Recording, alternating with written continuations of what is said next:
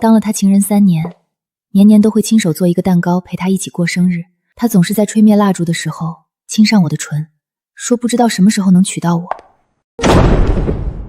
讨厌，你都把人家撞坏了。撞坏？来让我摸摸，看哪里坏了。不行，你得买那个才行，我可不想怀孕。行，你等着，我让沈志送过来。不就是套子吗？他最懂我喜欢哪种的了。你去帮我买下我常用的尺寸，记住，快点。也许是北城的夜晚太冷了，冷得让人仿佛被抽干力气，连呼吸都觉得沉重。不是和你做，西怡在我这里，小姑娘事儿多。我僵在原地，好半晌才想起来许西怡是谁。部门新来的同事，是个活泼却又毛躁的小女生，总是能听到她说有别家公司的大佬在追她。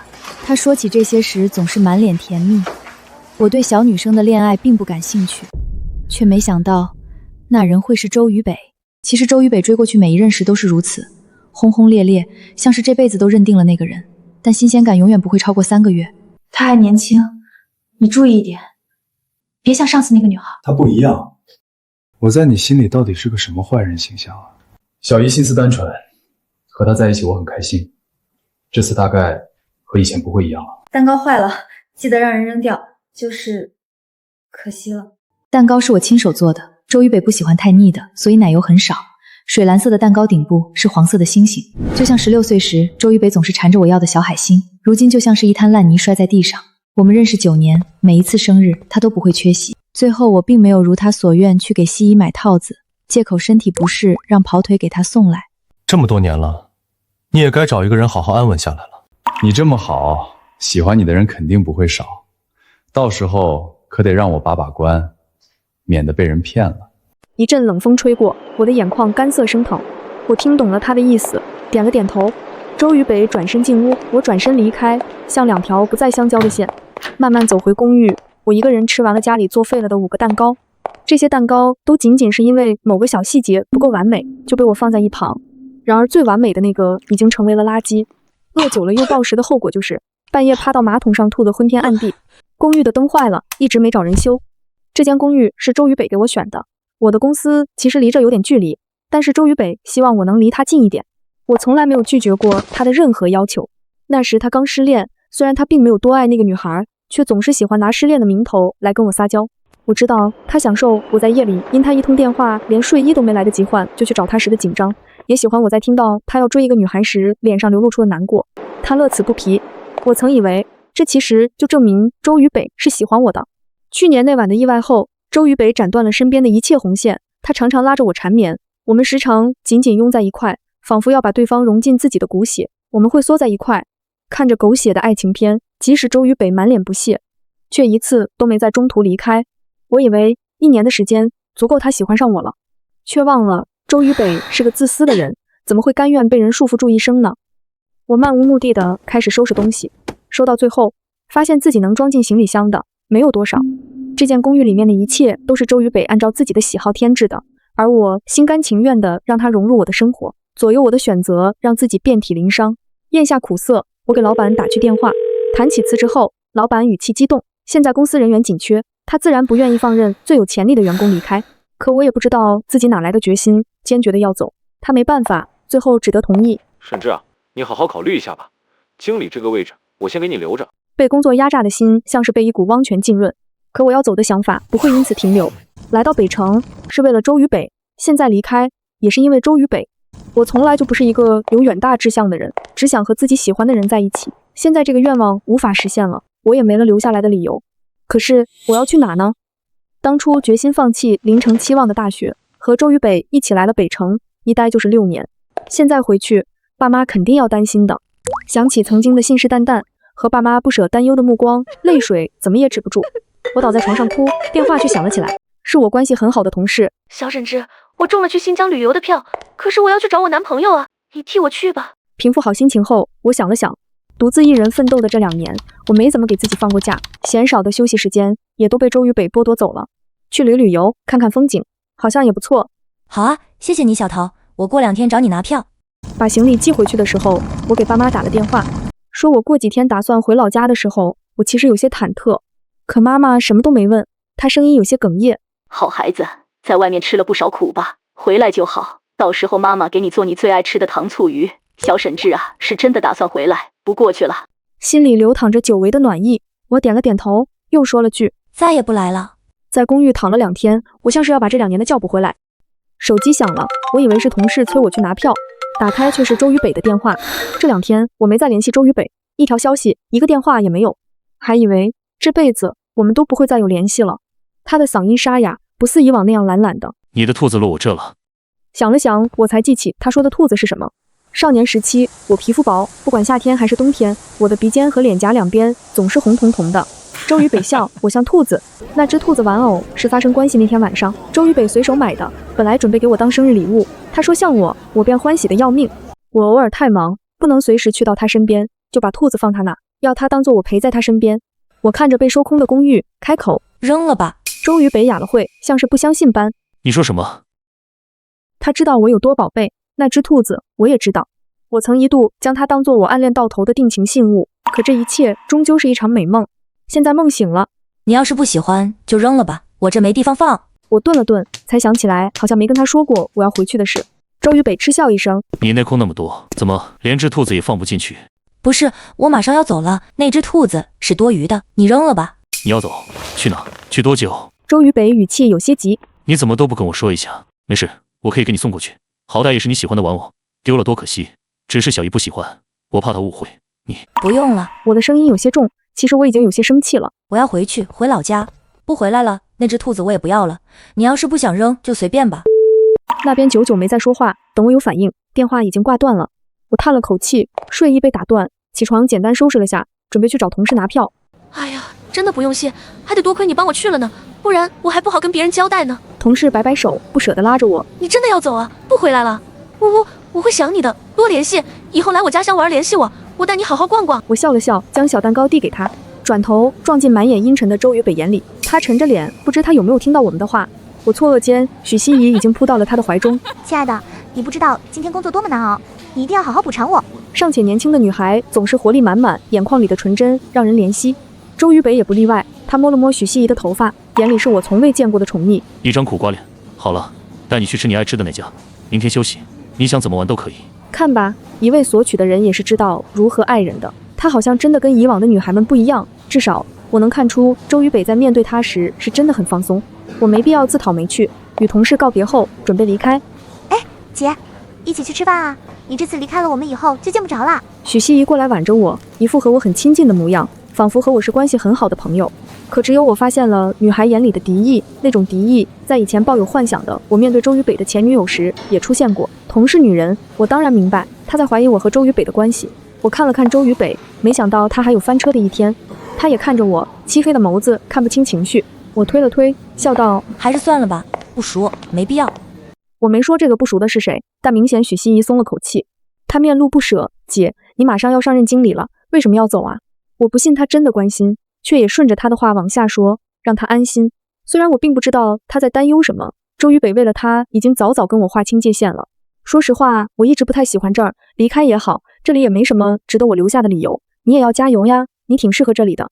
这番话像是彻底打翻了许希怡的顾虑，她还想说什么，却见周渝北黑沉着脸，他像是被什么话刺激到，望向我的目光是他15岁时面对他憎恨的人都不曾有的恶意。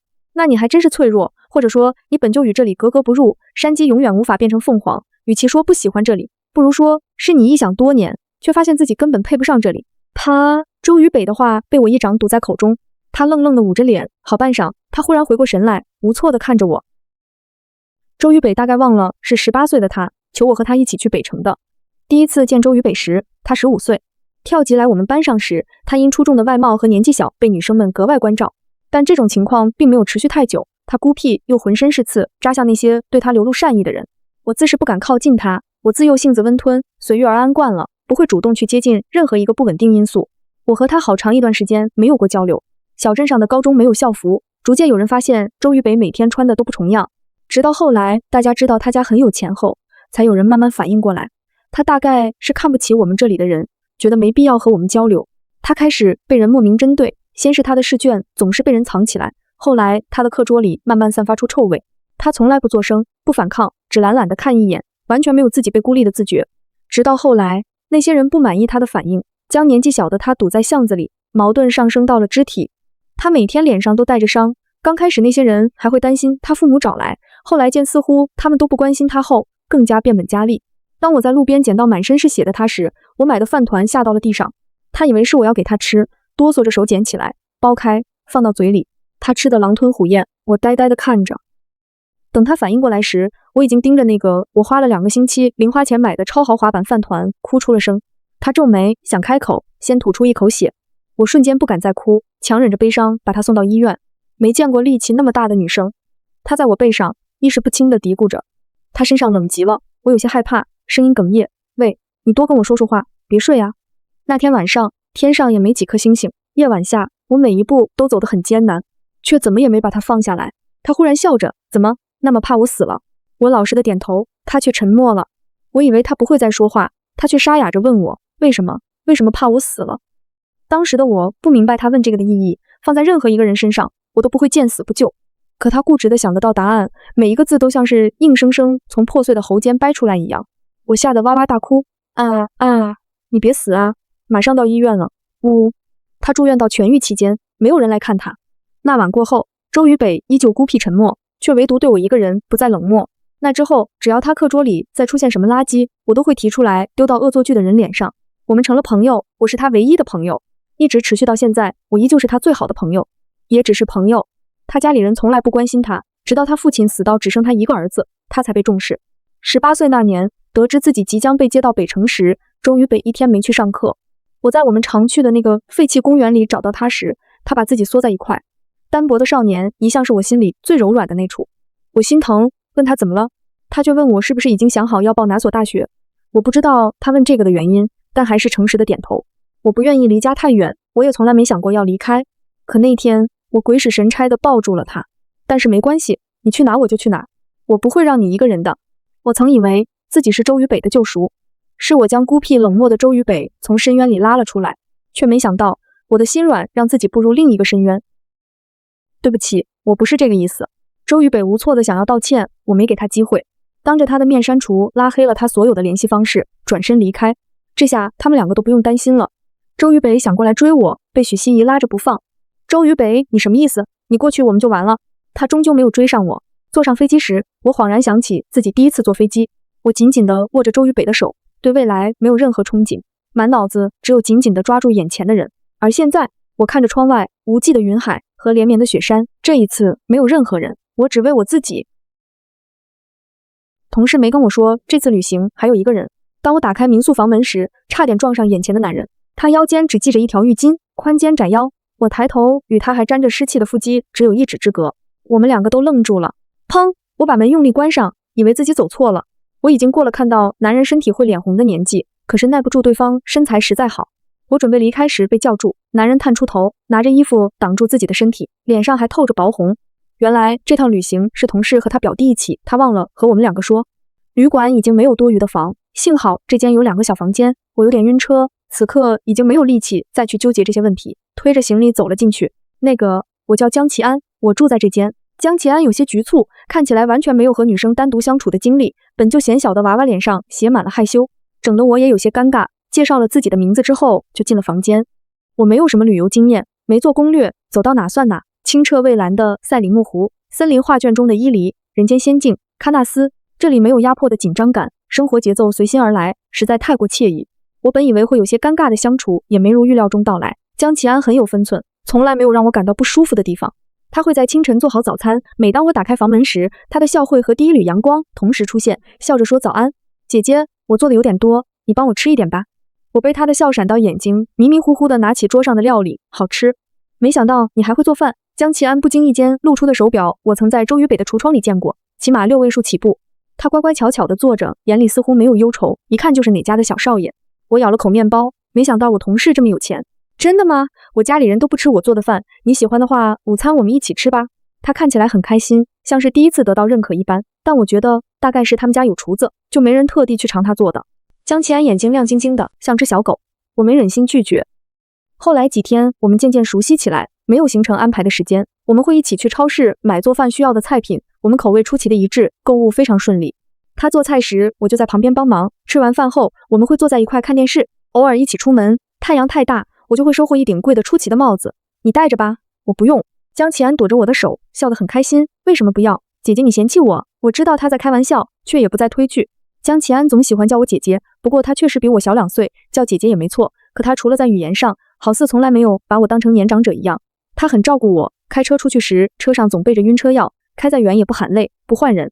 等我睡完一个糊涂觉后，手上就多了几袋零食糖果。我已经过了喜欢吃零食和草莓软糖的年纪，我的声音带着睡醒后的沙哑，还有我自己都没发现的满足。那又怎么了？没有人规定什么年纪吃什么东西。江启安又咳了咳。是老板硬塞给我的，他看到了车上睡着的你，说女孩子都喜欢这些。我装作没看到江启安偷笑的嘴角，我猜那个老板大概不是这么说的，但我没拆穿。这些日子相处想来，我确实很愉悦。远离了喧嚣的城市，不用时刻压迫着神经，这里一切都慢了下来。我可以有大把的时间去享受生活，感受身边的美好。可是，旅程总有结束的时候，这段美好的时光就把它当做一段回忆，每次想起来笑了笑就可以了。其他的我也不会奢望。打包行李时，太阳刚从地平线升起，身边躺着的男人还没醒，眼睫颤了颤，最后也只是喟叹了声。我松了口气，关上门，我的心没由来跟着颤动。奇怪，明明才过了2周，离开那间住了2年的公寓，我都没有那么不舍。我没和江启安道别，但临行的前一晚，他大概是有感觉到吧。我这辈子做过最出格的事情有2件，第一是高考后奋不顾身地跟着周渝北去了陌生的城市，第二是在没有星星的夜晚被警察追着跑。没人告诉我们，在路边随机组乐队表演是不对的。江启安站在舞台上时，所有的灯光都落到了他的身上，很耀眼，却转瞬即逝。江启安把吉他丢掉，拉着我狂奔，身后是警察的叫唤。晚风带着凉意擦过我的耳朵，我的手被江启安紧紧拽着。惊现、刺激这2个词几乎与我的人生无缘。我本以为我会潦草的过完一生，用尽全力的去爱周渝北已经是我最大的勇气了。可现在我看着江启安的背影，忽然发现没什么好怕的，人生就一次，我已经很勇敢了。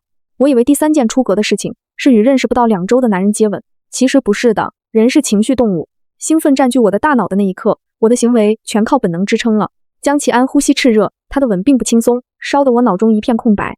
最后我哭了，他轻轻吻过我的泪水，抵着我的额头，笑着说喜欢我。我装作没看到他，笑得勉强。回到家后，我又睡了2周。刚开始的保护期过后，我妈开始嫌我，快起来都几点了，隔壁王姨的儿子都遛了2趟狗回来了，你也多出去转转，整天窝在家里把人都闷臭了。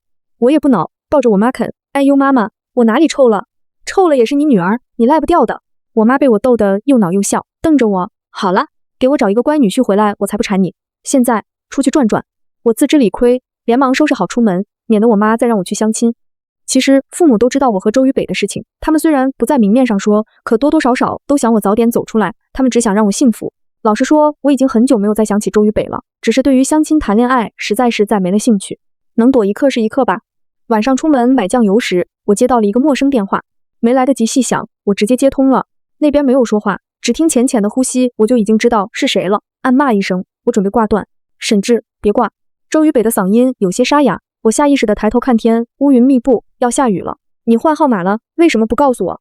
其实我离开北城那天就换了手机卡，我想与过去告别，但我也知道肯定不会那么容易。周渝北要想知道我的信息太容易了，但我也没想躲他，没有必要，你不还是知道了。周渝北大概喝了点酒，懒懒的，语气像是我们还跟以前一样。你生气了，沈志，快过年了，我们以前不都一起过的吗？你什么时候回来？看看家里有什么要添的。我有些恍然，想起以前过年，我最是期待了。整个假期我都窝在周渝北家里，时时刻刻黏在一块，仿佛这世界上只有彼此。可现在终究不是以前了。不用了，你有你的女朋友，我去不合适，而且我不准备再去北城了。没有特别的事的话，以后还是不见面了吧。耳边传来粗重的呼吸声，周渝北声音陡然冷了下来。哦，随你，你最好别后悔。我嗯了声，不打算再说什么，可是周渝北忽然喊了我一声，就像以前在泥泞中挣扎的少年，带着困惑向我求救一样。沈志，这些天我没睡过一个好觉。为什么？他像是醉得很了，声音飘渺，夹着哽咽。如果我分手的话，你是不是就会回来？沈志，15岁之后，我们从来都没有分开过啊。我的心猛地揪起，隐隐泛着疼。从周渝北的15岁到24岁，从我16岁到25岁，9年了，不是9天。人的心是血肉做的，怎么能不疼？可这次我是真的放弃了。周渝北，是你说的，我也不小了，该找个人安稳下来了。我不会回去了，那里也没有我牵挂的东西了。往后你也要开心，就别再联系了吧。说完，我便挂了电话。决定好的事情，我不想再改变了，就当对过去无数个在夜晚哭泣的自己的交代吧。我在小镇找了份工作，真正的打算安稳下来。生活总是喜欢给我开玩笑，路过商场时都能被卡脚。我尴尬的四处看了看，发现没人关注我后，蹲下身想把高跟鞋扯出来。无果，12月的阳光罕见的热辣，我急得满头大汗。笨蛋吗你！我愣住，想着谁这么没礼貌，转头撞进了江奇安含笑的眼里。你怎么在这？江奇安淡笑不语，过来把我抱起放到一边，把我的高跟鞋扯了出来。没想到重逢会是在这么尴尬的时候，我恨不得把另一半鞋子扔掉跑路，可理智还是让我冷静下来。江奇安蹲下身，替我穿上鞋子，扬起脸看我，好久不见，姐姐。他的笑比阳光还耀眼。我闭上眼睛，希望自己是在做梦。江奇安一把捏住我的脸，在想什么呢？不想见到我吗？我点头，也不是；摇头，也不是。江奇安看起来并没有怪我的不告而别，让本就心虚的我更添一丝愧疚。我的脚崴了，江奇安背着我回家。我把自己当作缩头乌龟，一句话也不敢说。江奇安倒是心情不错，一路上哼着歌。我妈开门时，他马上露出笑脸，甜甜的喊阿姨。我妈被喊得迷糊，招呼着她进了我家。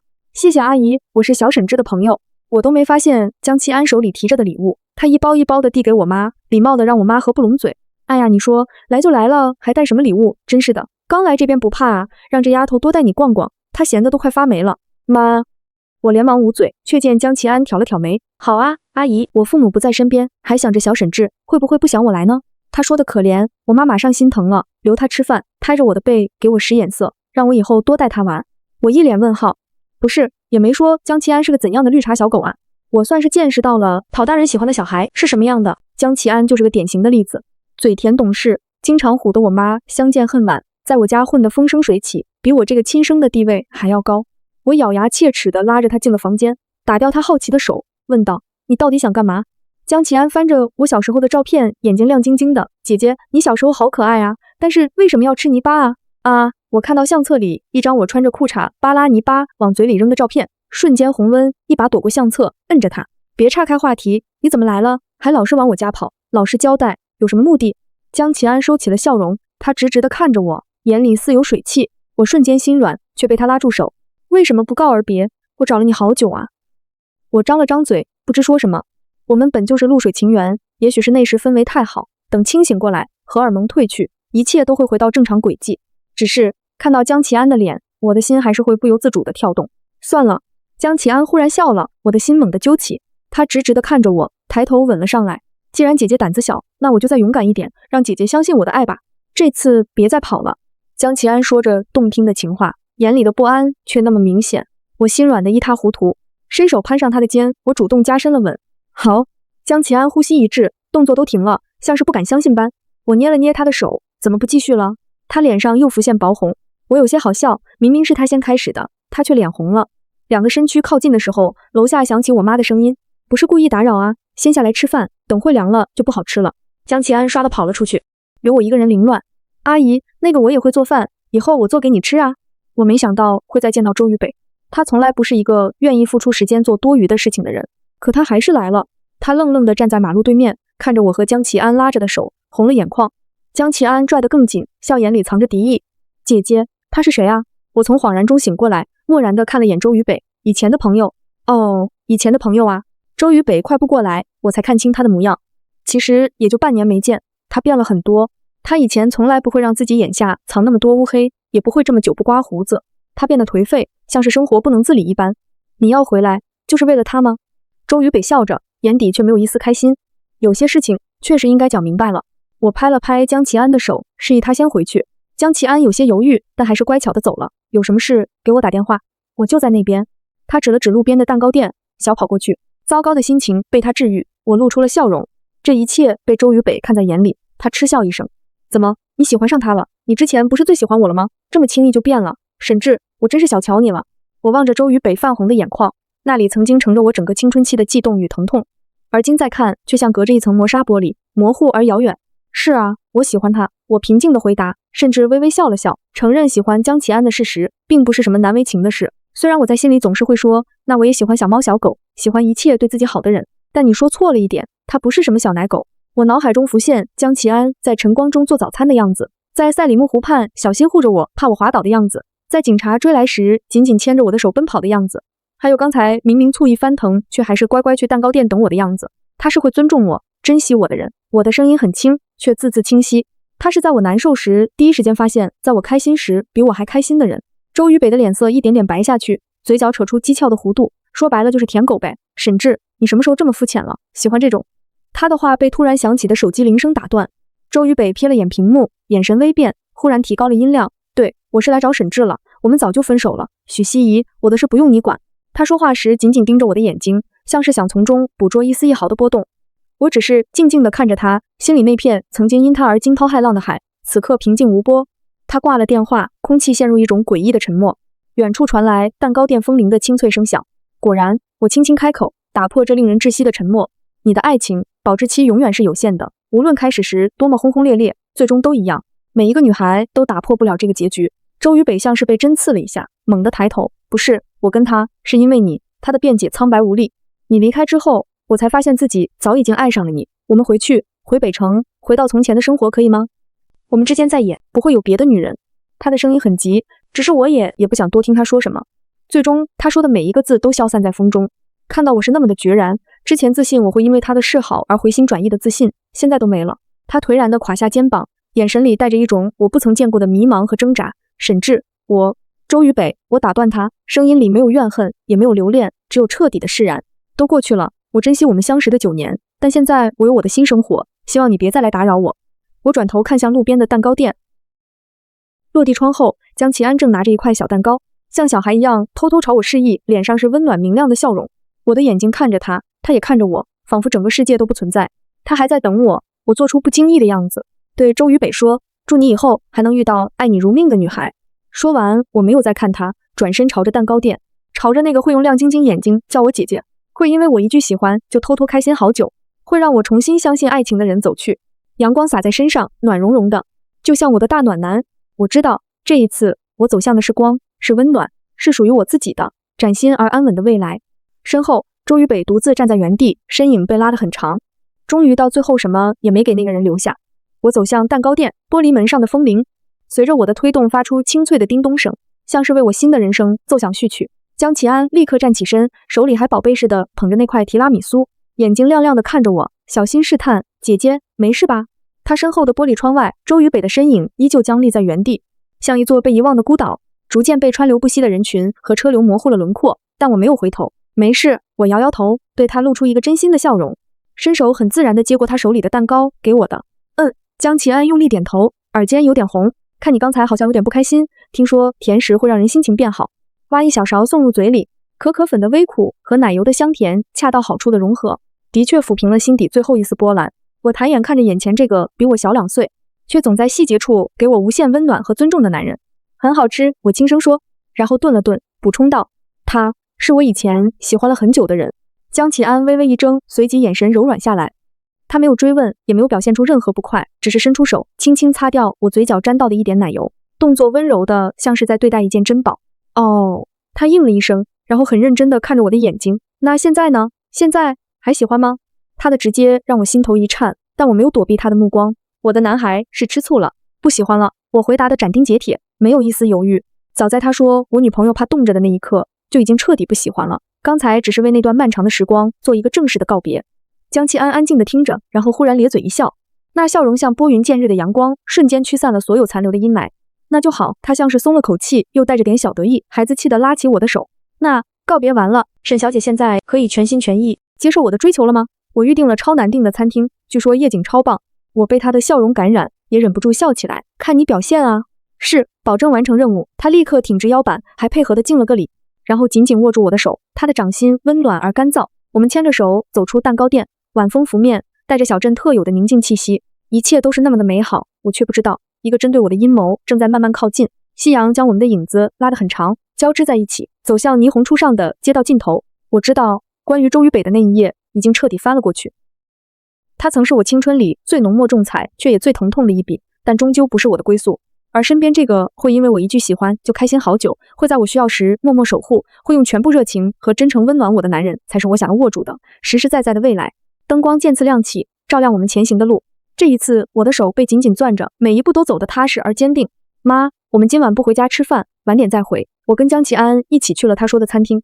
我妈接的电话，再三询问我是不是和小江一起出去吃饭的，不是和别的乱七八糟的人出去的。我一阵无语，心想江还是老的辣。我妈一直都反对我这没脑追男人的行为，不止一次告诫我周瑜北唇薄，桃花眼，不是个好东西。妈，没有乱七八糟的人，就我和齐安，以后也不会有乱七八糟的人。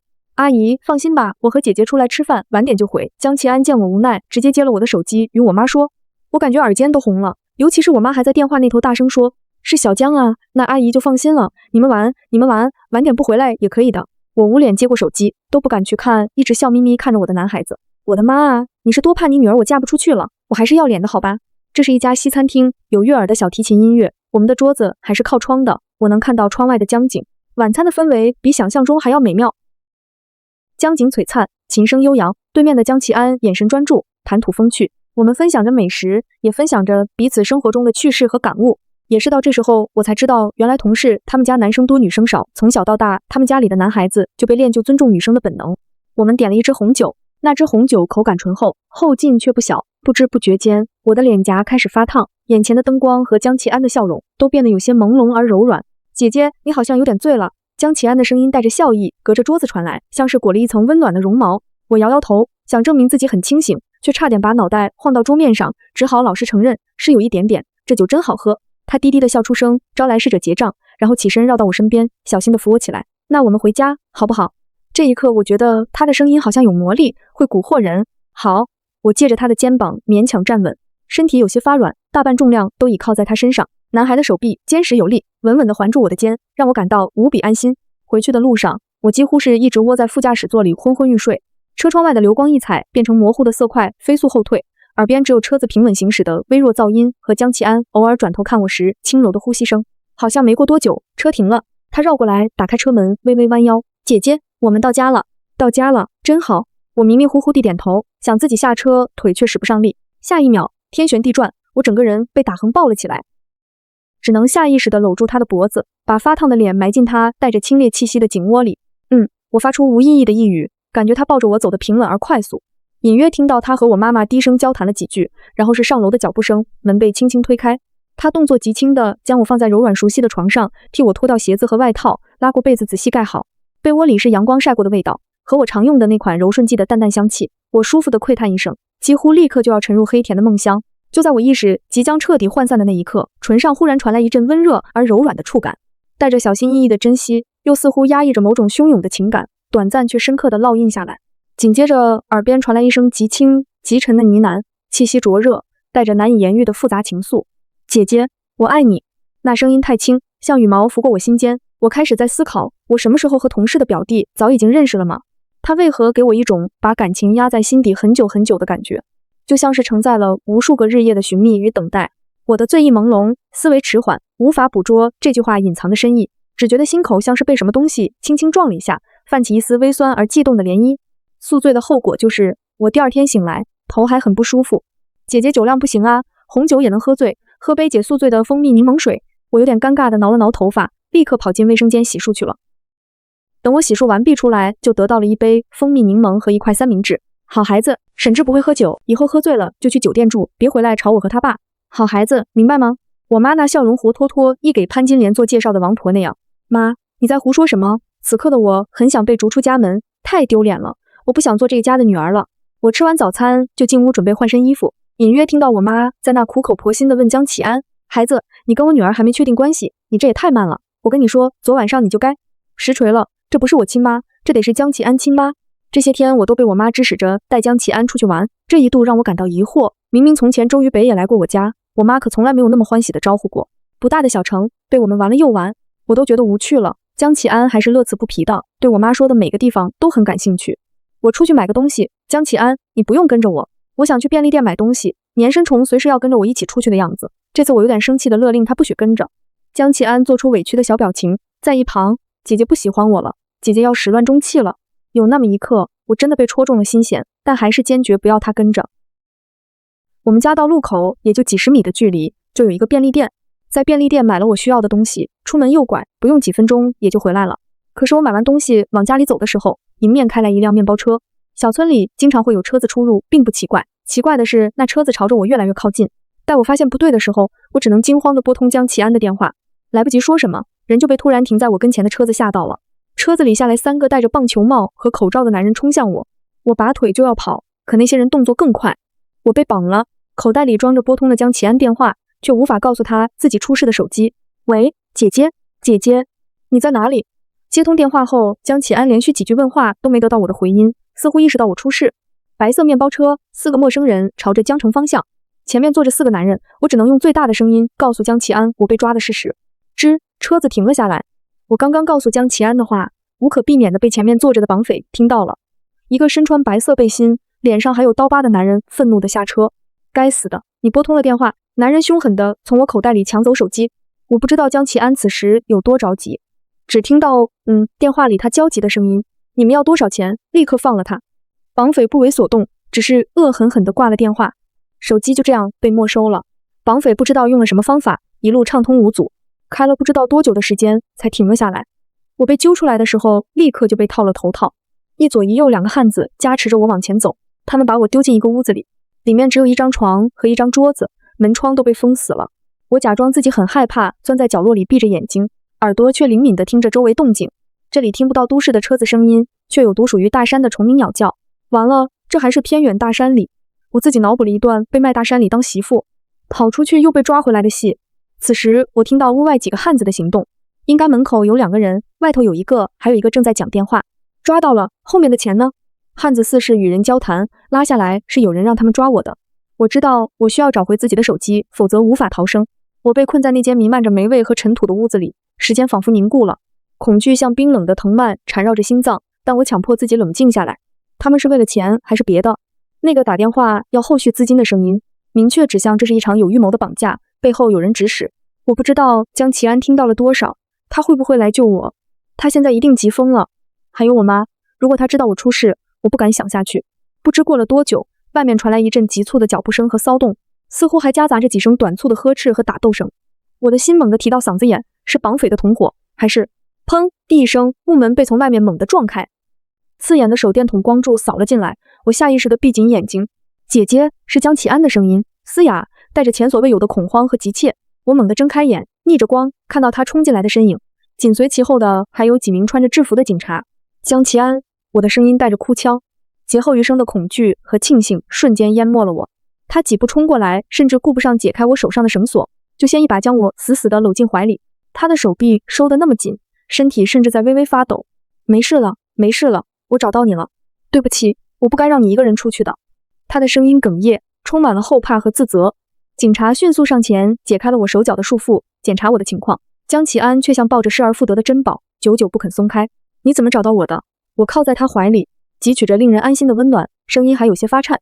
你的电话一直没挂断，我听到了关键信息，立刻报警，并定位了你手机最后消失的大致区域。警方调取了沿途监控，锁定了这辆面包车。他们很狡猾，中途换了车牌，但还是被追踪到了。他语速很快，依旧心有余悸。幸好来得及，我被带回了警局做笔录，详细描述了被绑的经过和听到的对话。江启安一直陪在我身边，紧紧握着我的手，仿佛一松开我就会消失。做完笔录，一位经验丰富的老警官面色严肃地走进来，对我说：小姐，根据我们初步审讯和技术侦查，目前已经锁定了幕后指使者的身份。我的心一紧，是谁？是一个叫许希怡的女性，我们查到她近期有一笔不小的资金流出，收款方正是抓获的其中一名绑匪的账户，通话记录也显示她与绑匪头目有过多次联系。许希怡，果然是她，那个看似单纯，眼里却藏着疯狂嫉妒的女人。周渝北为了她和我划清界限，她却还不肯放过我。一股寒意从脊背升起，我立刻抓住警官的袖子，急切地说：警官，请你们务必仔细查查周渝北，他和许希怡是男女朋友关系，虽然他说不知情，但万一他也参与了呢？或者他知道些什么？我不是想拖周渝北下水，而是许希怡的疯狂很难说与周渝北完全无关，我必须排除所有风险。警官点点头，你放心，这是我们的办案程序，所有相关人员和线索我们都会调查清楚。江启安听到周渝北的名字时，眼神暗了暗，握着我的手更用力了些，但他什么都没说，只是默默地支持着我的决定。我被送回家休息，妈妈看到我哭成了泪人，后怕不已，连连对江启安道谢，说多亏了他。江启安只是摇头，眼里满是愧疚，觉得是他没有保护好我。接下来的24小时是在焦灼和不安中度过的。我待在家里，江启安几乎寸步不离地守着我。1天后，那位老警官再次登门，告知了调查结果。小姐，经过我们全面深入的调查，已经证实许希怡策划并出资雇佣他人实施绑架的犯罪事实，证据确凿。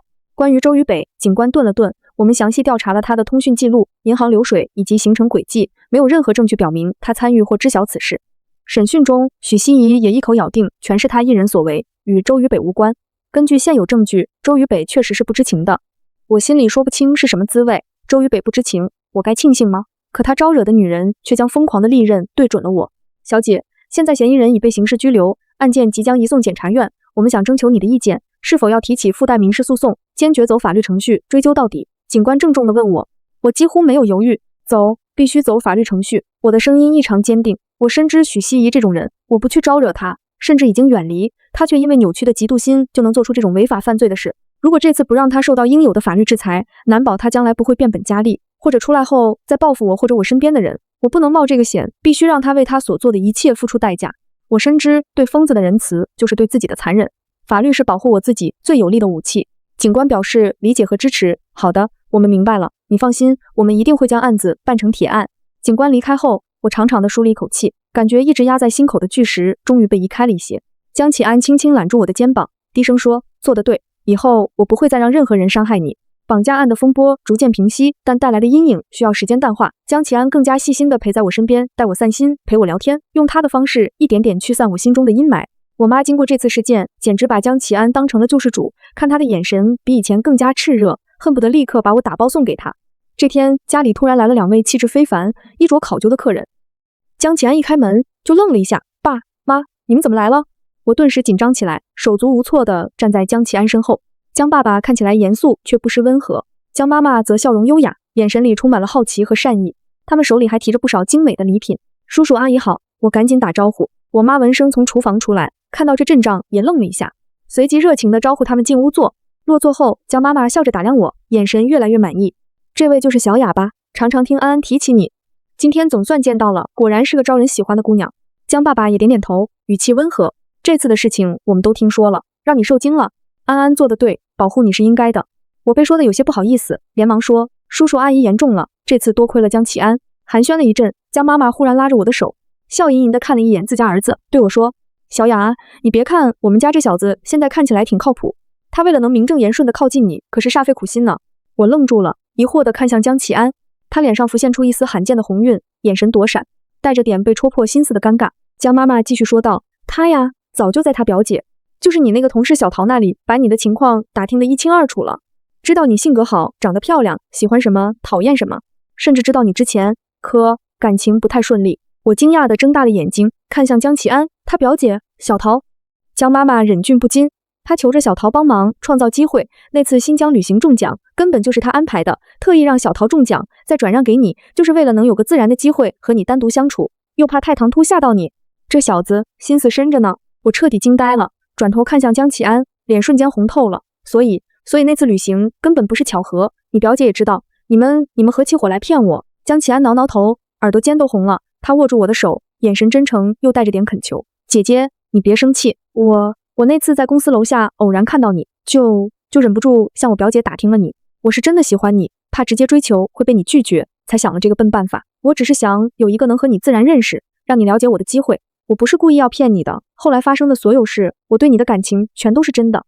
我看着他急切解释的样子，想起新疆之旅的点点滴滴，想起他无微不至的照顾，想起他看我时亮晶晶的眼睛，想起他为我心急如焚，不顾一切来救我的样子，那些感动和心动都是真实的。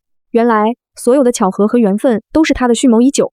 心里先是涌上一股被算计的羞恼，但很快就被更汹涌的感动和甜蜜所覆盖。他花了这么多心思，只是为了走近我，小心翼翼地用他的方式爱着我。我妈在一旁听得目瞪口呆，随即笑得合不拢嘴，活脱脱就像看到了生米煮成熟饭的王婆。哎呀，原来是这样，小江你可真是太有心了，阿姨支持你。我看着眼前这个一脸紧张等待我宣判的大男孩，看着他父母温和鼓励的笑容，再看看我妈那恨不得立刻给我们办婚礼的样子，忍不住笑了出来，眼眶却有些湿润。我反手握紧了他的手，轻声说，看在你这么处心积虑的份上，而且救驾有功，我就勉强原谅你了吧。江启安的眼睛瞬间亮了，像是盛满了整个星河，他激动的一把抱住我，谢谢姐姐，不，谢谢女朋友。屋子里顿时充满了欢声笑语。阳光透过窗户洒进来，温暖而明亮。过去的阴霾似乎真的在这一刻被彻底驱散。我曾以为9年的痴恋是无悔的青春，后来才知道那是一场漫长的自我消耗。我曾以为遭遇绑架是飞来横祸，却也因此看清了身边人的真心与假意。而江启安这个蓄谋已久的闯入我生命的男人，用他的真诚、耐心和毫无保留的爱，为我编织了一场真正的、安稳的、触手可及的幸福。原来对的人早就千方百计地走在来见你的路上了。江启安的父母来访，如同一颗投入平静湖面的石子，在我家漾开了一圈又一圈温暖的涟漪。那层原本就只差捅破的窗户纸，被这番蓄谋已久的坦白彻底撕开。我和江启安的关系也自此明朗化。我妈简直乐得找不着北，看着江启安的眼神，已经从别人家的好孩子升级到了准女婿，嘘寒问暖，关怀备至，连我爸珍藏的好茶都毫不犹豫地拿出来泡了。江爸爸、江妈妈也是通情达理的人，言语间充满了尊重和喜爱，丝毫没有因为家世可能存在的差异而流露出任何别的情绪，反而一再强调，只要2个孩子好，我们就开心。他们离开后，家里似乎还残留着那种欢欣和正式的氛围。我坐在沙发上，看着身边眉眼带笑、明显松了一口气的江启安，故意板起脸，戳了戳他的胳膊，喂，蓄谋犯，老实交代，除了骗我去旅行，还有什么事是我不知道的？江启安立刻抓住我的手，握在掌心，眼神亮晶晶地看着我，带着点讨好和狡黠。报告女朋友，真的没有了，最大的秘密已经被我妈捅破了，我就是忍不住想靠近你。表姐跟我说了你很多事，说你工作认真，性格好，对朋友仗义，但也说你好像一直不太开心，被一段旧情困着。她的声音低了一些，带着心疼。我当时就想，这么好的女孩子，应该被好好珍惜，应该每天都开开心心的。我就求表姐帮帮我，给我创造个机会。姐姐，你别生表姐的气，都是我逼她的。我心里软得一塌糊涂，那点佯装的生气早就烟消云散。原来在我还不知道的时候，就已经有人这样小心翼翼地关注我，心疼我，并为此付诸行动。那在新疆的时候，你那些体贴入微也是计划的一部分？我故意问。不是，他急忙否认，表情无比认真。计划只是创造认识的机会，但喜欢你和对你好是本能，是情不自禁。看到你晕车难受，我就心疼，只想让你舒服点；看到美景眼睛发亮的样子，我就高兴，只想把更多美好的东西捧到你面前。看到你因为周渝北难过，他顿了顿，眼神暗了一瞬，随即更加坚定，我就恨不得自己早点出现，让你再也不会为别人流泪。他的直白和真诚像暖流，一点点渗透我的四肢百骸。我靠近他怀里，听着他沉稳有力的心跳，感到前所未有的安心和幸福。看在你本能表现的还不错的份上，既往不咎了。我小声说。他低低的笑起来，胸腔震动，手臂收紧，下巴轻轻蹭着我的发顶。谢谢领导宽宏大量，以后我一定继续好好表现，争取早日转正。许希怡的案子进展得很顺利，证据确凿，他对自己的犯罪行为供认不讳。听说周渝北在他被抓后去看守所见过他一次，具体谈了什么无人知晓，只知道后来周渝北为他请了最好的律师，但也只是力求在法律范围内减轻刑罚，并未试图做任何逾越法律的事情。或许这对于周渝北来说，已经是他能为这段扭曲关系做出的最后一点责任性的交代吧。我没有再关注后续。开庭那天，我作为受害人出庭，清晰冷静地陈述了事实。看到被告席上脸色苍白、眼神空洞的许希怡，我心中已无太多波澜，只剩下一种淡淡的唏嘘。为了一份偏执的、不属于自己的感情，葬送了自己的未来，何其可悲又可恨。法院最终做出了公正的判决，许希怡为自己的疯狂付出了沉重的代价。走出法庭时，阳光有些刺眼。江启安立刻上前一步，替我挡了挡阳光，紧紧握住我的手。都结束了，他轻声说。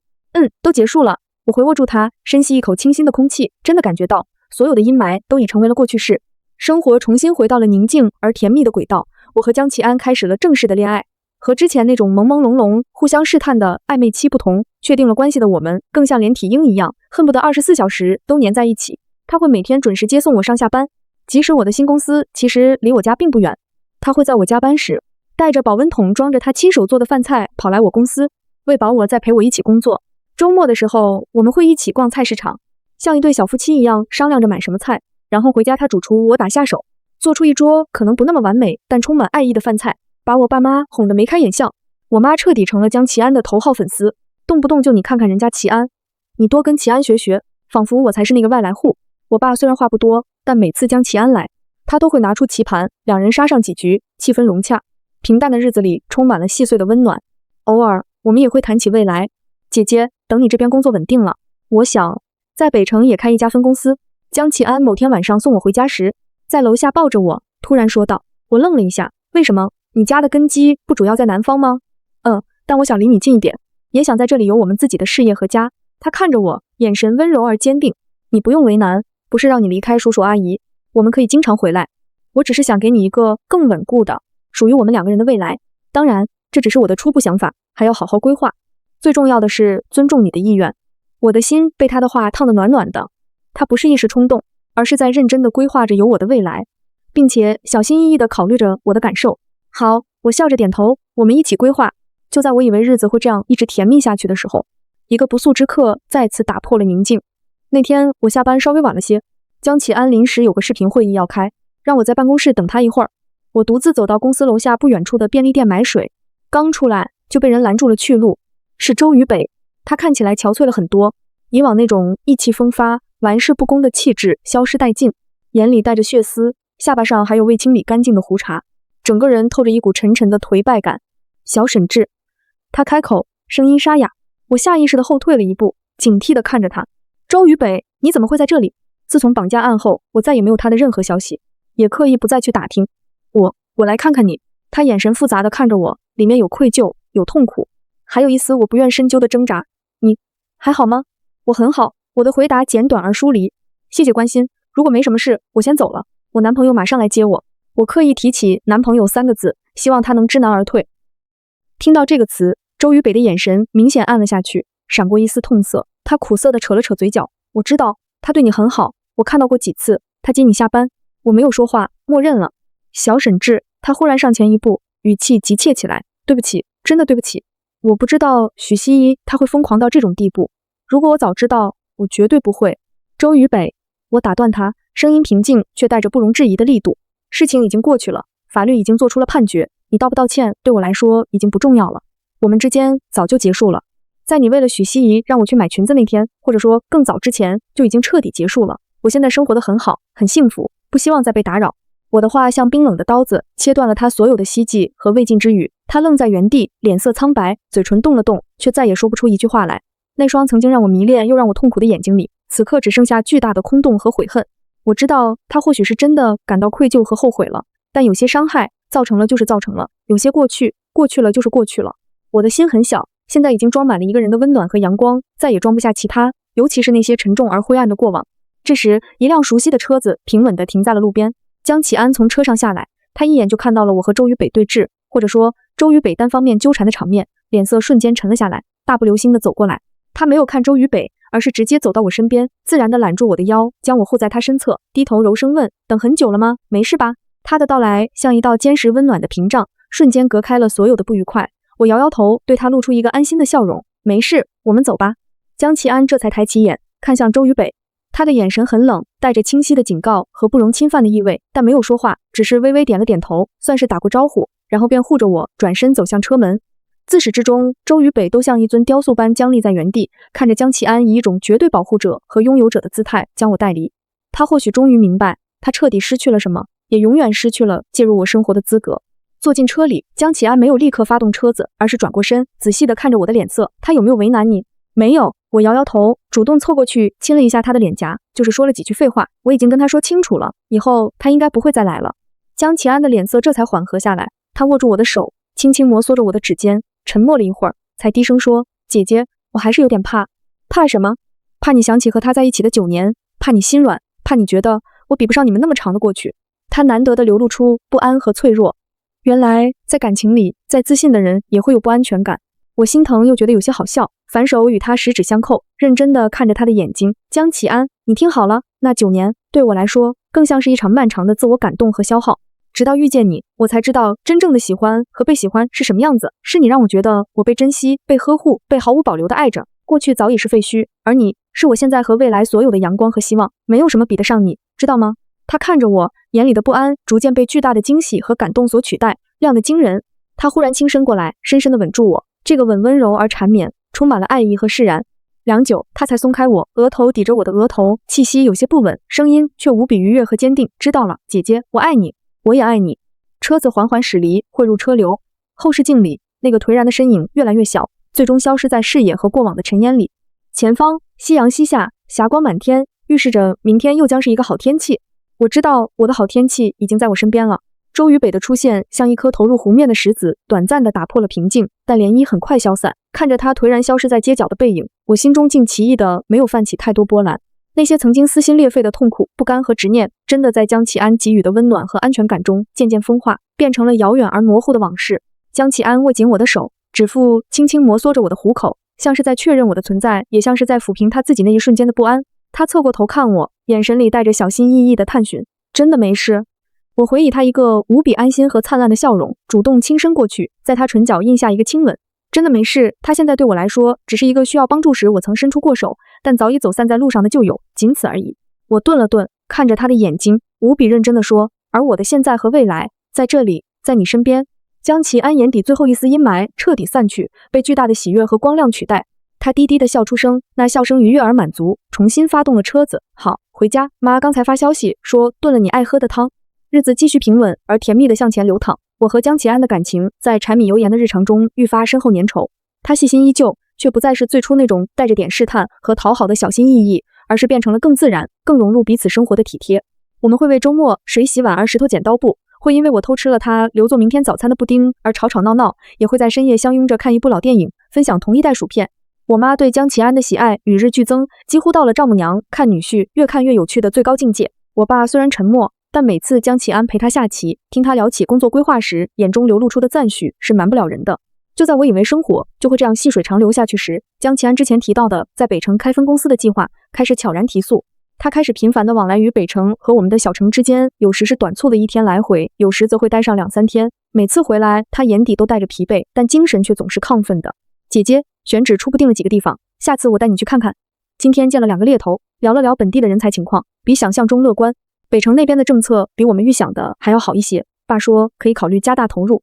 他兴奋地和我分享着每一步进展，不再是那个只会在厨房里为我研究新菜式，在阳光下对我笑得毫无阴霾的大男孩，而是逐渐显露出他在商业上的敏锐、魄力和规划能力。这样的他成熟而富有魅力，让我着迷，也让我偶尔会生出一点点几乎察觉不到的距离感。并非是他刻意疏远，而是我忽然意识到，我们原本近乎与世隔绝的2人世界，正在不可避免地融入更广阔、更复杂的现实因素。他的家族，他的事业，这些他过去刻意淡化，只以富家小少爷一面呈现给我的东西，正逐渐清晰地展露在我面前。有一次，他接到一个来自北城的电话，用的是流利的德语，语气沉稳，措辞精准，和他平时黏着我撒娇耍赖的样子判若两人。我坐在一旁，安静地看着他线条清晰的侧脸，忽然真切地感受到我爱的这个男人。他所处的世界远比我想象的要辽阔和复杂。电话结束，他转过身，立刻又变回了我的粘人精，凑过来讨要一个补偿吻，因为我冷落了他讲电话的10分钟。我笑着躲开，心里那点微妙的距离感被他孩子气的举动瞬间冲散。但有些变化是无法视而不见的。一个周五，江启安原本说好下午就能回来陪我过周末，我却临时接到他的电话，背景音有些嘈杂，他的声音带着浓浓的歉意，对不起姐姐，这边临时有个非常重要的应酬，推不掉，可能明天上午才能回来了。说不失望是假的，但我们早已过了那种需要时时刻刻黏在一起的热恋期。我理解事业的重要性，没事，工作要紧，少喝点酒，明天等你回来吃饭。挂了电话，看着突然空荡下来的周末夜晚，我竟有些不适应的茫然。想了想，我决定回家陪爸妈吃饭。刚走到我家小区门口，却意外地看到了一个绝不可能出现在这里的人——周渝北。他靠在一辆黑色的车上，脚边散落着几个烟头，看起来等了有一会儿了。比起上次见的颓败，他似乎整理过自己，但眉宇间的沉郁和憔悴依旧无法掩盖。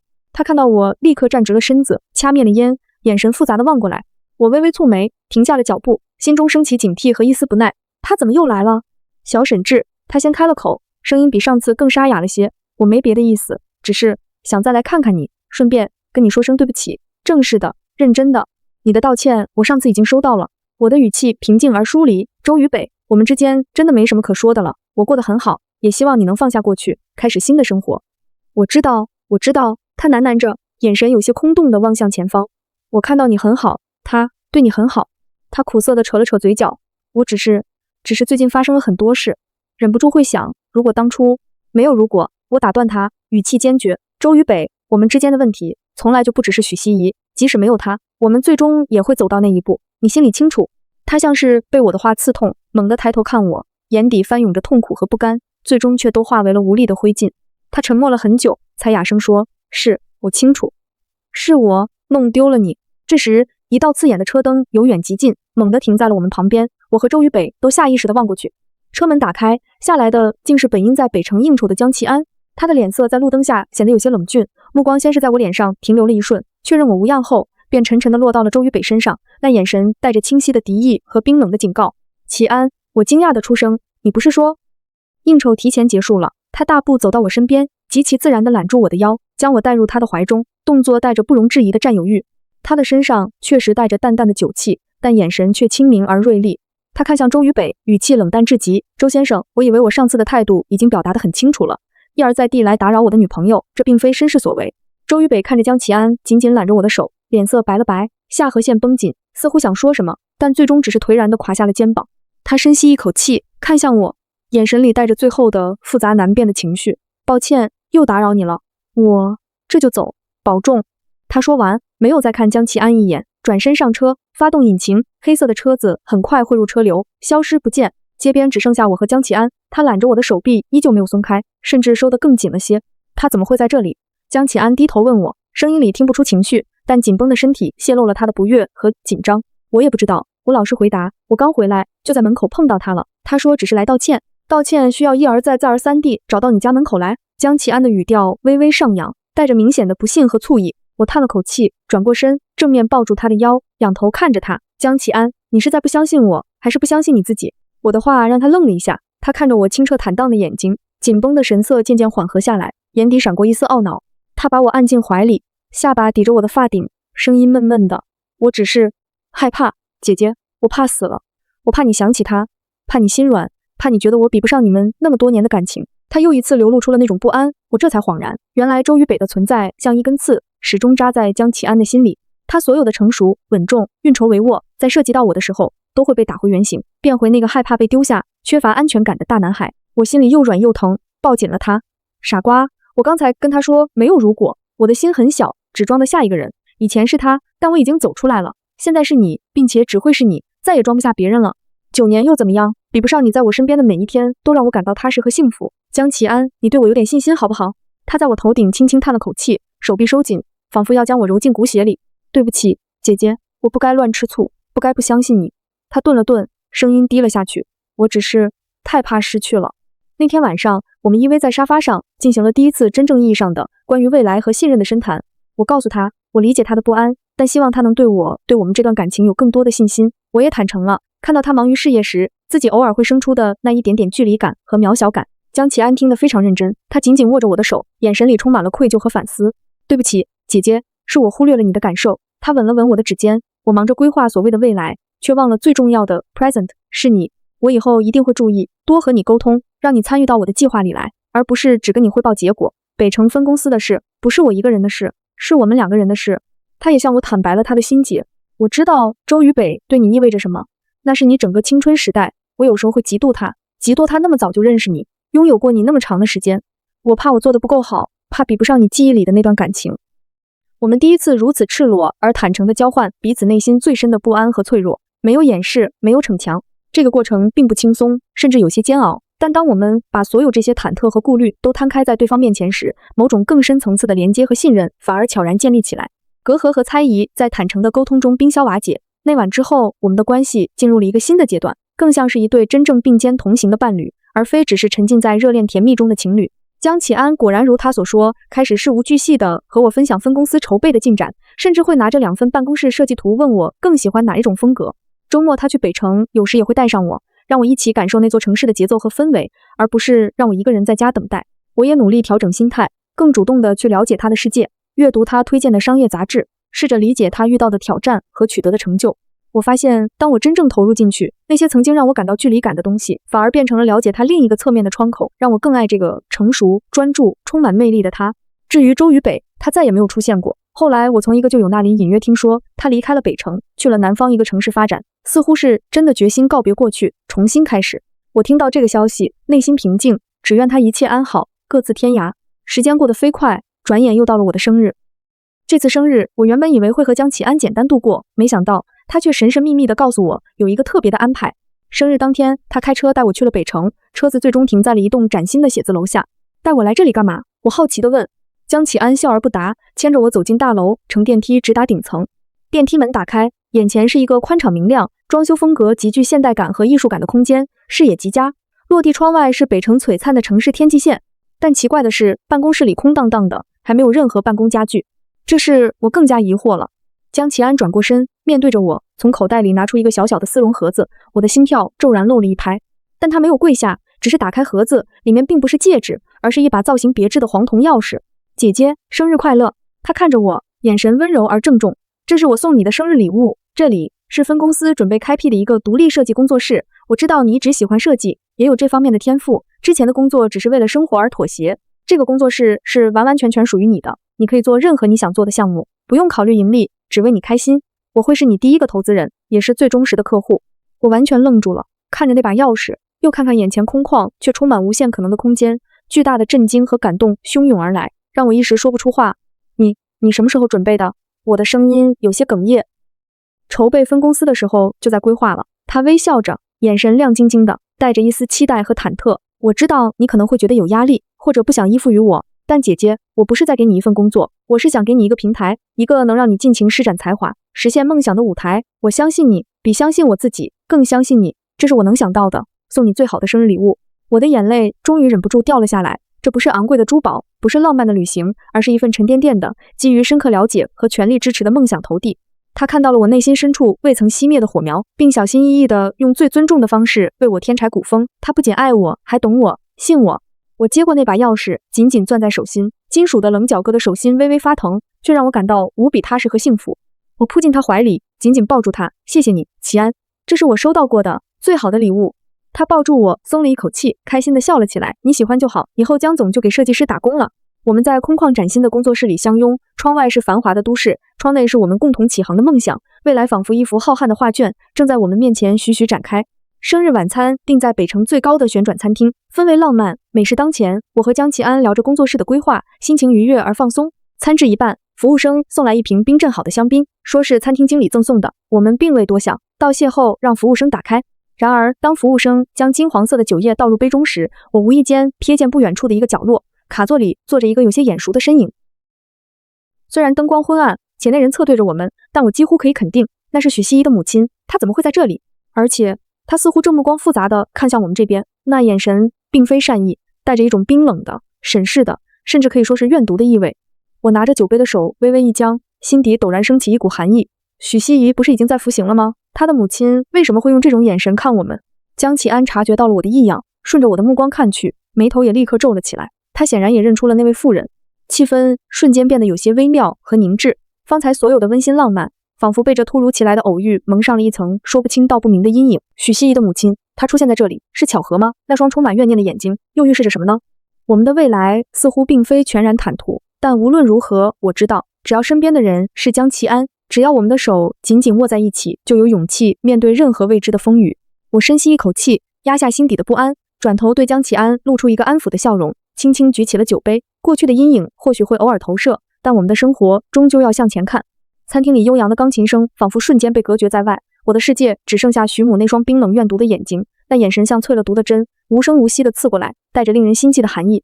他显然看到了我们，却并没有移开视线，反而像是在刻意让我们发现他的存在，那是一种无声的、令人不安的挑衅。江启安的脸色瞬间沉了下来，他放在桌下的手悄悄握住了我的，掌心温暖而坚定，无声地传递着支持和保护。他并没有回避徐母的视线，而是以一种冷静甚至略带威慑的目光回望过去，姿态沉稳，毫不退缩。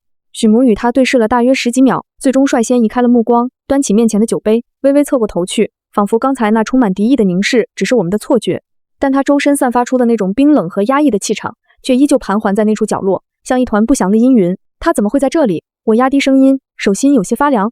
许家并非北城本地人，许西怡出事后，许家父母似乎也低调了许多，突然出现在这家高档餐厅，还恰好与我们相遇，实在太过巧合。不清楚。江启安眉头紧锁，眼神里带着深思和警惕。也许是巧合，也许不是，别担心，有我在。他用力捏了捏我的手，我们先吃饭，不必为他影响心情。我会让人留意一下。话虽如此，但这突如其来的插曲像一根细刺，扎进了原本完美浪漫的夜晚。香槟似乎也失去了它的美味。我们之间的谈话虽然仍在继续，却都心照不宣地避开了那个角落，气氛到底不如之前那般轻松自在了。晚餐结束后，江启安护着我离开餐厅，经过徐母的座位时，他并没有再看我们，只是专注地盯着面前的酒杯，侧脸线条僵硬，透着一股难以形容的偏执和哀戚。直到走进电梯，我才感觉那如芒在背的视线消失，微微松了口气。别怕，江启安揽住我的肩，语气沉稳。许西怡的案件已经尘埃落定，他他为自己做的事付出了代价。许家就算有什么想法，也在法律和事实面前无计可施。我会确保他们不会打扰到我们的生活。我点点头，靠在他怀里，汲取着令人安心的力量。是的，法律已经做出了公正的判决，我不该再为过去的事情困扰。但徐母那双眼睛却在我心里留下了一个小小的不安的烙印。回到我们在北城临时落脚的公寓，为了筹备分公司和工作室，江启安租下了一个离新办公室很近的公寓。江启安立刻打了个电话，语气冷静地吩咐电话那头的人去查一下徐母近期的行程和来北城的目的。他处理这些事情时，展现出了我平时很少见到的属于商人的果决和锐利的一面。挂断电话，他走到我身边，又变回了那个温柔体贴的男友，将我搂进怀里。好了，事情交给专业的人去处理。今天是你生日，不要为无关紧要的人影响心情。我的礼物还没送完呢。还有，我惊讶地抬头看他，那个工作室礼物已经足够重磅了。他神秘地笑笑，从书房拿出一个扁平的、包装精美的礼盒，打开看看。我一言拆开，里面是一本厚厚的、质感极好的画册。翻开一看，我瞬间屏住了呼吸，里面竟然是我从小到大零零散散画过的所有设计草图，有些甚至是我学生时代在课本角落的随手涂鸦，连我自己都早已忘记，不知道他是从哪里搜集来的。每一张草图都被精心的拍摄或扫描下来，高清印刷，旁边还有他手写的标注。姐姐16岁画的裙子，现在看来还是很好看。这张的概念很有趣，也许可以尝试做成系列。喜欢这个颜色搭配，很衬你。一页页翻过去，时光仿佛在指尖流淌，那些被埋没在岁月里，连我自己都未曾重视过的梦想碎片，被他如此小心的拾起、珍藏、擦拭，然后郑重地捧到我的面前。我的眼眶再次湿润了，这次不是因为不安，而是因为巨大的感动和幸福。你从哪里找到这些的？秘密。他得意地挑眉，眼神温柔的能溺死人。我只是想告诉你，你的才华和梦想从来都不是虚无缥缈的东西，它们一直存在，闪闪发光，只是等待被看见。而我很幸运成为了那个见证者，并且希望能成为那个托举它绽放的人。这一晚的情绪起伏太大，最终在这本充满爱意和用心的画册面前，彻底化为了汹涌的暖流。我主动吻上他，用行动表达我无法用言语形容的感激和爱意。他热情地回应我，将这个吻不断加深，仿佛要将所有的爱意、承诺和安全感都通过这个吻传递给我。暧昧的气息在空气中升温，他一把将我抱起，走向卧室。此处省略亲密描写，聚焦情感交流。激情过后，我慵懒地窝在他怀里，手指无意识地在他胸膛上画着圈。窗外北城的夜景璀璨如星河，室内温暖而宁静，只有我们依偎在一起的呼吸声。启安，谢谢你，我轻声说，谢谢你看得到我，谢谢你看中我的梦想，谢谢你这么爱我。他低低的笑，胸腔震动，手臂收紧。傻瓜，应该是我谢谢你，谢谢你愿意走进我的生命，谢谢你爱我，谢谢你把未来交给我。他顿了顿，声音变得无比认真。姐姐，等我忙完分公司初期的筹备，等你的工作室稍微有点眉目，我们就结婚，好不好？我的心猛地一跳，抬起头撞进他盛满了星光和无比认真的眼眸里。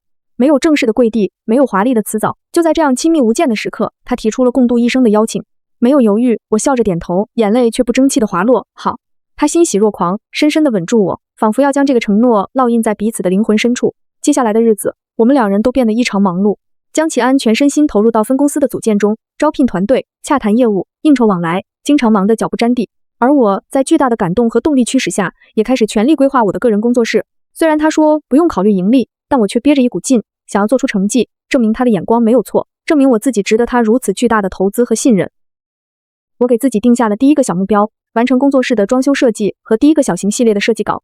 我们各自在自己的领域里努力奋斗，白天有时甚至只能在电梯里匆匆见一面，但每天晚上无论多晚，我们都会回到那个临时的家，分享一天的进展和烦恼，互相打气，相拥而眠。这种并肩作战，共同为未来打拼的感觉，奇妙地冲淡了最初那点因事业差距而产生的渺小感。我不再只是被他保护在羽翼下的女朋友，而是成为了可以和他讨论商业逻辑、分享创作灵感的伙伴。期间，江启安告诉我，他派去的人查到了徐母来北城的原因。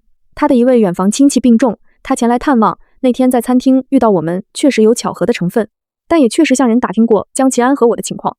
他似乎还是无法接受他女儿犯罪的事实，将一部分怨气转移到了我们身上。江启安语气平静，但眼神锐利。不过他很快就要离开北城了，我已经让人委婉地提醒过他，法律判决不容置疑，任何不必要的举动都可能带来不必要的后果。他是个聪明人，应该知道分寸。听到这个消息，我心中的那点不安终于彻底放下。原来如此，虽然他的怨恨毫无道理，但至少并非是针对性的阴谋。生活终究是要向前看的。1个月后，我的工作室装修方案终于定了下来。我选择了明亮通透的开放式布局，融入大量自然元素和暖色调。想要创造一个能激发灵感，让人感到舒适放松的创意空间。拿着最终的效果图给江启安看时，他眼睛一亮，毫不吝啬的夸奖：“太棒了，这就是我想象中的样子，甚至更好。姐姐，你真是个天才。”他的肯定比任何奖项都让我开心。我们挤在书房的小沙发上，头靠着头，一起讨论着家具的选型和软装的细节，对未来充满了期待。就在我们以为一切都在朝着好的方向发展时，一个意外的电话打破了平静。电话是我妈打来的，语气带着罕见的焦急和担忧：“小雅，你爸刚才下楼不小心扭到脚了，肿得老高，现在在医院呢。医生说要拍片子，看看有没有伤到骨头。”我心里一紧，立刻说：“妈，你别急，我们马上回来。”江启安就在旁边，听到内容后立刻站起身：“走，我开车送你回去，这边的事情我先安排一下。”他没有丝毫犹豫，立刻拿起电话开始协调工作，用最快的速度安排好接下来几天的事项，然后拿起车钥匙，搂着我快步出门。回小城的路上，他一边沉稳地开着车，一边安慰我：“别太担心，爸身体一向硬朗，扭伤脚好好休养就没事了。幸好我们在北城离得不远，很快就能到。”他的冷静和担当像一颗定心丸，让我慌乱的心慢慢安定下来。看着他专注开车的侧脸，我心中充满了感激和爱意。这个男人不仅能在浪漫时给我惊喜，更能在遇到事情时毫不犹豫地挡在我身前，为我撑起一片天。我们赶到医院时，爸爸的片子已经出来了，万幸没有伤到骨头，只是韧带拉伤，需要打石膏固定，回家静养一段时间。看到我们风尘仆仆地赶来，我妈松了口气。我爸虽然嘴上说着没事没事，你们工作忙，不用特地回来，但眼里的欣慰是藏不住的。江启安立刻上前，仔细询问医生具体情况和注意事项，然后又跑前跑后地办理手续，拿药，把我爸背下楼，安置到车里，动作细致又周到，比我这个亲女儿考虑的还周全。回到家，他又主动承担起了大部分照顾我爸的责任，扶他上厕所，给他端水送饭，甚至还能陪他下棋解闷，把我妈哄得眉开眼笑，直夸我找了个万里挑一的好女婿。看着他和爸妈相处融洽的画面，看着他在我家忙碌却无比自然的背影，一种无比踏实和幸福的暖流包裹了我。所谓岁月静好，现世安稳，大概就是如此吧。有深爱的人，有支持你的家人，有值得奋斗的梦想，还有无论发生什么都能与你并肩同行，共同承担的伴侣。过去所有的伤痛和坎坷，仿佛都成了通往此刻幸福的必经之路。窗外阳光正好，洒满一世温暖。我知道，我们的故事才刚刚写下最美好的序章，未来的路还很长，但只要有彼此在身边，便无所畏惧。